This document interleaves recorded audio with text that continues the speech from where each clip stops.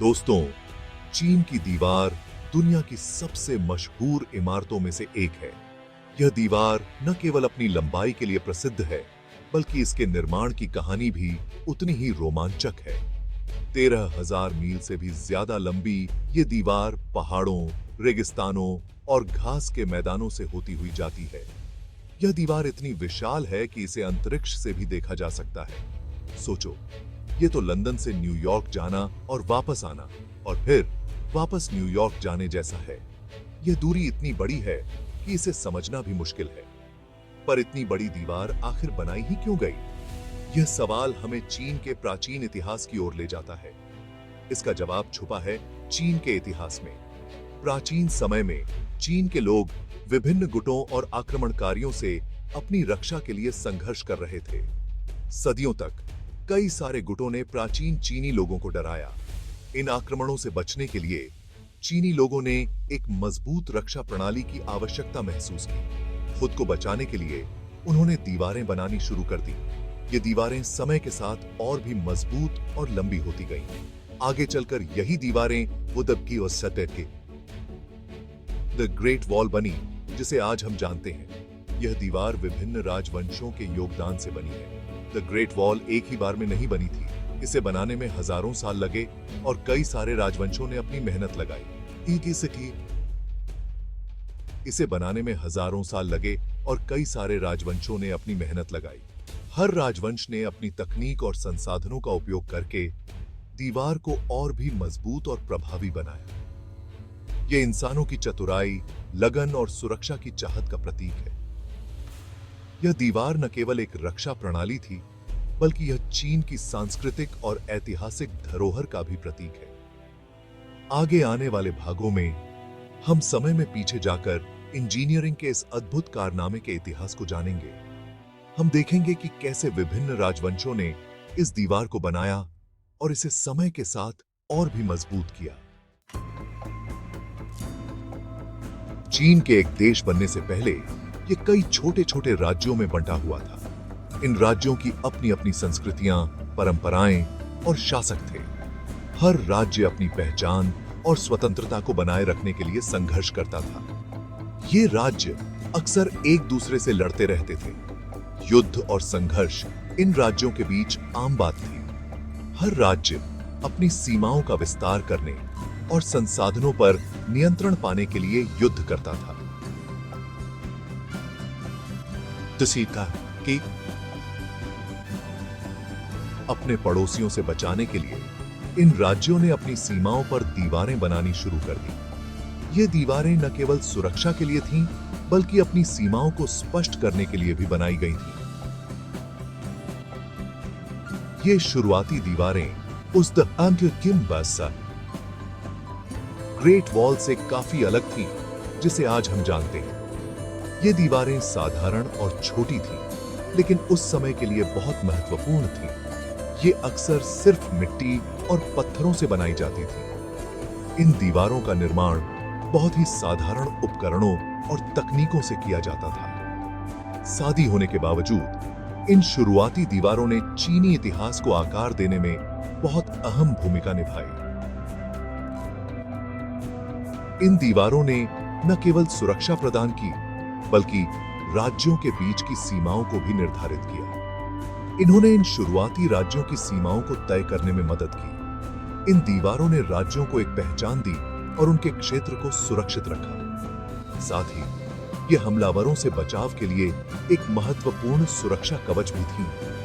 इन दीवारों पर गार्ड तैनात रहते थे, जो दिन रात पहरा देते थे। समय के साथ जैसे जैसे ये राज्य बड़े और शक्तिशाली होते गए, उन्होंने अपनी दीवारों को जोड़ना शुरू कर दिया।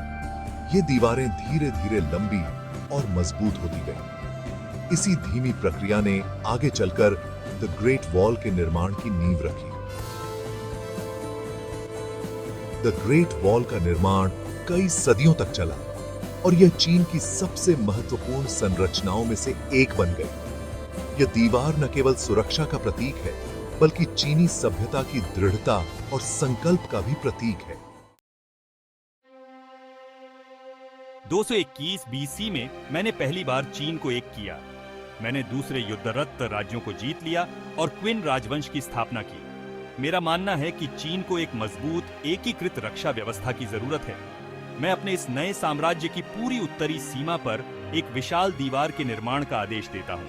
कम से कम कहें तो क्विन शी हुआंग का सपना बहुत बड़ा था।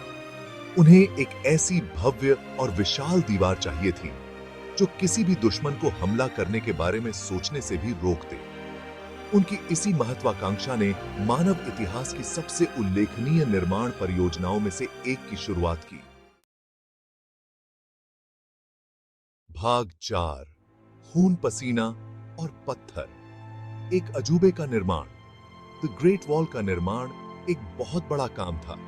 इसमें लाखों मजदूरों की मेहनत लगी, जिनमें से कईयों को जबरदस्ती काम पर लगाया गया था। ये मजदूर बहुत ही कठिन परिस्थितियों में काम करते थे। उन्हें कड़ी धूप, कड़ाके की ठंड और हमेशा खतरे का सामना करना पड़ता था। उन्होंने भारी मात्रा में पत्थर, ईंट और मिट्टी खोदी और उनका परिवहन किया। समय के साथ दीवार बनाने की तकनीकें भी बदलती गईं। शुरुआती हिस्सों को अक्सर जमाई हुई मिट्टी और पत्थरों से बनाया जाता था, जबकि बाद के हिस्सों में ईंट और पत्थर का ज्यादा बेहतर काम किया गया। दीवार की डिजाइन भी जगह के हिसाब से अलग-अलग थी। पहाड़ी इलाकों में ये पहाड़ों की चोटियों के साथ-साथ बनी थी, जबकि समतल इलाकों में ये लंबे, सीधे हिस्सों में पूरे इलाके में फैली हुई थी। भाग 5 रक्षा की एक दीवार।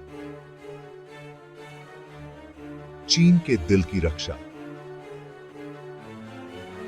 चीन की महान दीवार, जिसे ग्रेट वॉल ऑफ चाइना के नाम से भी जाना जाता है, न केवल एक अद्वितीय स्थापत्य चमत्कार है, बल्कि यह चीन के इतिहास और संस्कृति का एक महत्वपूर्ण हिस्सा भी है। द ग्रेट वॉल का मुख्य उद्देश्य रक्षा करना था। यह दीवार चीन के उत्तरी सीमा की रक्षा के लिए बनाई गई थी, ताकि बाहरी आक्रमणों से देश को सुरक्षित रखा जा सके। ये हमलावर सेनाओं, खासकर उत्तर से आने वाली सेनाओं के खिलाफ एक बाधा का काम करती थी। यह दीवार मंगोल और अन्य घुमंतू जनजातियों के आक्रमणों को रोकने के लिए बनाई गई थी, जो अक्सर चीन की समृद्धि और संसाधनों को लूटने के लिए आते थे। दीवार की ऊंचाई और इसकी भव्यता को इस तरह से डिजाइन किया गया था कि यह संभावित हमलावरों को रोक सके। इसकी ऊंचाई और चौड़ाई ने इसे एक मजबूत रक्षा संरचना बना दिया, जिसे पार करना बेहद मुश्किल था। दीवार के साथ-साथ नियमित अंतराल पर निगरानी करने वाले टावर बनाए गए थे। ये टावर न केवल सैनिकों को आश्रय प्रदान करते थे, बल्कि दुश्मनों की गतिविधियों पर नजर रखने के लिए भी महत्वपूर्ण थे। ये टावर सैनिकों को आश्रय प्रदान करते थे और निगरानी चौकी के रूप में काम करते थे। टावरों के अंदर सैनिकों के लिए आवश्यक सभी सुविधाएं मौजूद थीं, जिससे वे लंबे समय तक वहां रह सकते थे। इन टावरों से सैनिक आसपास के इलाके पर नजर रख सकते थे। वे दूरबीन और अन्य उपकरणों का उपयोग करके दुश्मनों की गतिविधियों को देख सकते थे और समय पर चेतावनी दे सकते थे।